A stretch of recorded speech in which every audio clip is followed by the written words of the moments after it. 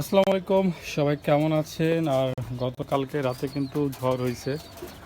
আর ঝড়ে কিন্তু ছাদে সব গাছই প্রায় পড়ে গেছে। যে পাশে গাছ পড়ে গেছে, জানলাটা ভেঙে গেছে। কলা গাছের পাতা আর পাতা নাই, এটা ছিঁড়ে গেছে পুরোপুরি।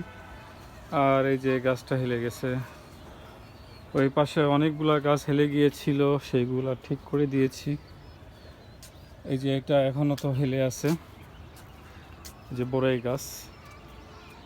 আর এই পাশে যে সব গাছগুলা পড়ে গিয়েছিল, এই পাশের জানলাটা ভেঙে গেছে, এই পাশে বাসটা হেলে গেছে, এই পাশে যে কবুতরের একটা ছাউনি দেওয়া ছিল এটা উড়ে গেছিল পর্দাগুলা।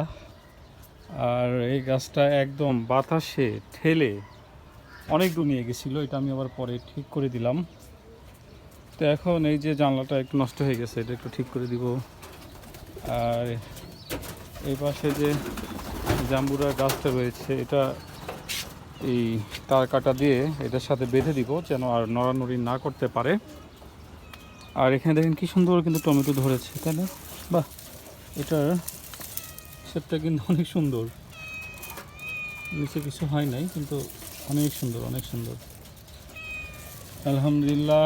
এখন অনেক কাজ বাকি আছে, এগুলো করতে হবে। এই যে এখানে একটা টপ ঝুলানো ছিল, সেটা এখানে এসে পড়ে গেছে। ওইটা তো পড়েই গেছে, আল্লাহ জানে ডাল ভাঙছে কিনা, মনে হয় ভাঙে নাই। আর আমি আবার ছাদে এসে যেটা একটা কর্নার বানালাম, একটু কাঠ ছিল, তো এটা আরেকটু ওই সামনে দিয়ে একটা যে প্রোটেক্টর বলে, ওটাকে লাগিয়ে দিলে আরও সুন্দর লাগবে দেখতে।